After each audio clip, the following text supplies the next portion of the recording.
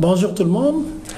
Cette session aborde une simulation du problème classique du dîner des philosophes. Sur cette interface, vous apercevez trois compartiments. Le premier compartiment indique la table où sont assis les 5 philosophes. Ce compartiment est une légende qui détermine l'état des philosophes envers le philosophe pense. Rouge indique le philosophe a faim, cyan indique que le philosophe mange, jaune indique que la fourchette est libre et bleu, la fourchette est occupée. Le troisième compartiment indique les différents paramètres, parce qu'ici nous avons introduit 4 paramètres. Le premier paramètre, c'est le temps équitable. Donc ça permet de dire si le temps alloué au philosophe pour manger est le même, et où le temps alloué au philosophe pour penser est le même. Donc ça veut dire que le temps est équitable. Si c'est équitable, ça veut dire que oui.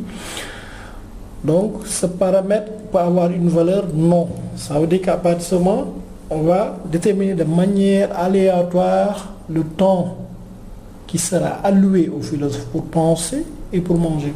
Le deuxième paramètre, c'est l'attente d'une notification. Lorsque le philosophe, par exemple Platon, tente d'acquérir cette fourchette-là à droite et se rend compte que Max est en train de manger, ça veut dire que cette fourchette est utilisée par Max. À partir de ce moment, Platon sera bloqué en attente que cette fourchette soit libre. De deux choses deux, soit Platon attend une notification venant de Max qui, lorsqu'il aura fini de manger, envoie un signal à Platon pour lui dire qu'il a fini de manger et que cette fourchette-là est libre. À partir de ce moment, Platon va sortir de son état bloqué et essayer d'acquérir la fourchette.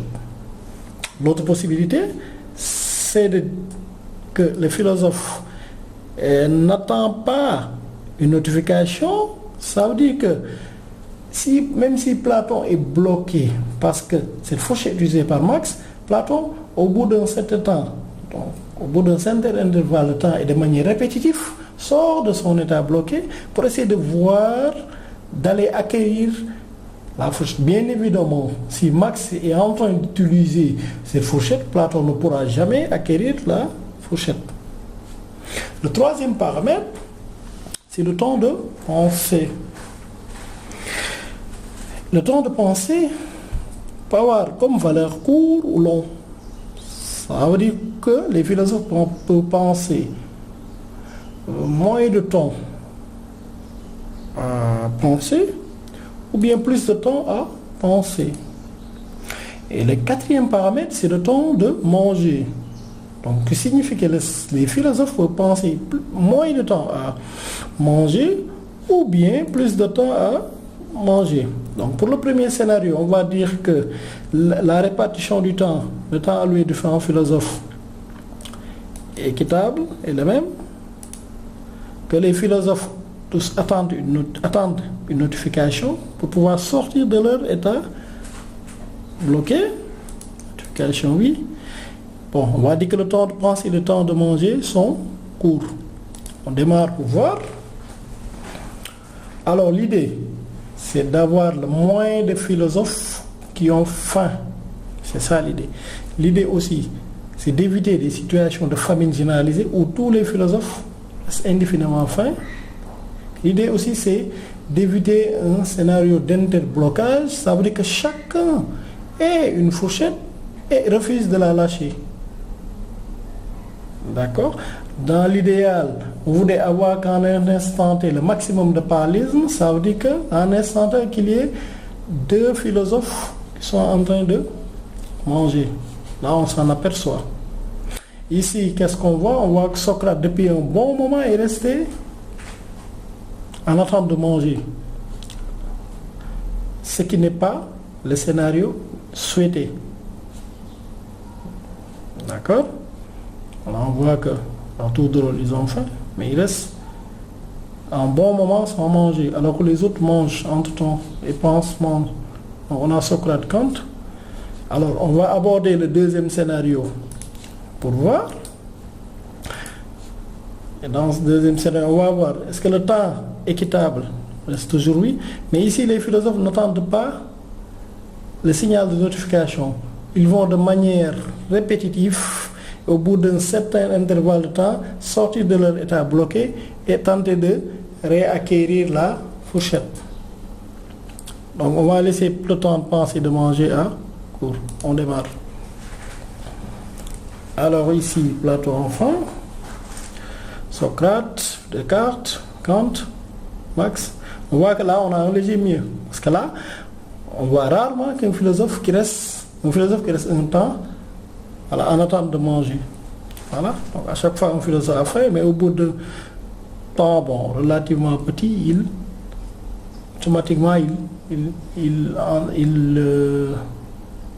mange. Donc ça, ce scénario semble meilleur que le scénario précédent. Donc ça peut s'expliquer par ce paramètre-là. Donc ça veut dire que si on attend une notification, il vaut mieux, au bout d'un certain intervalle de temps, que le philosophe sorte de son état d'attente et que le philosophe aille acquérir la fourchette, plutôt que de rester attendre une notification. On va aborder le troisième scénario. Donc là, on va dire que les temps ne sont pas équitables. Ça veut dire que de manière aléatoire, les temps sont alloués. Ça veut dire que le temps pour penser, les différents philosophes, ce temps n'est pas le même pour les différents philosophes. Le temps pour manger pour les différents philosophes n'est pas le même. Alors, attendre une notification, non, puisque le meilleur scénario, c'est non. Le temps de penser, court, manger, on va laisser à court pour voir. On étudie le comportement des philosophes. Donc, ici aussi, on essaie d'éviter une situation de famine généralisée, une situation d'interblocage. L'idée, c'est d'avoir le maximum de parallélisme, c'est d'avoir deux en même temps qui sont en train de manger. D'accord? Et l'idée aussi, c'est d'éviter qu'un philosophe reste indéfiniment en attente de pouvoir manger, ce qui n'est pas le cas dans ce scénario.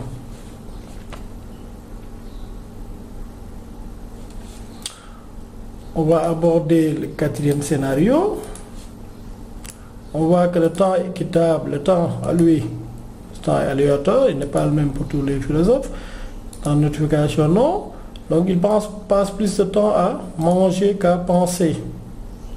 On va voir. Normalement, un philosophe, sa vocation première, c'est passer plus de temps à penser qu'à manger. Mais non, s'ils font l'inverse, on se rend compte que de plus en plus les philosophes ont faim. Et quand on est santé, dans les situations, disons dans les cas les plus généraux, on voit que 3 philosophes, généralement, ont faim en même temps. 2 sont en train de manger. Et rarement les philosophes pensent. Mais ici aussi, on a évité la situation de famine généralisée.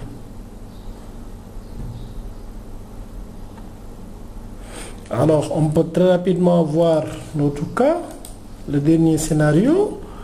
Ici, c'est non. C'est non. Le temps de penser est long, le temps de manger court. Alors, là, on voit qu'il passe plus de temps à penser et que les fourchettes sont très souvent libres. D'accord? Là, c'est sûr qu'il n'y aura pas de famine. Voilà, il n'y aura pas de blocage. Donc un philosophe va rester rarement en attente de pouvoir manger sans être servi. Platon a fait, automatiquement il mange. Vous voyez? Dès qu'un philosophe a faim, on se rend compte, aussitôt il entre en possession des fourchettes et mange. Voilà. Donc, voilà présenté de manière résumée le comportement des philosophes donc dans cette simulation, et j'espère que cette vidéo vous a plu et merci.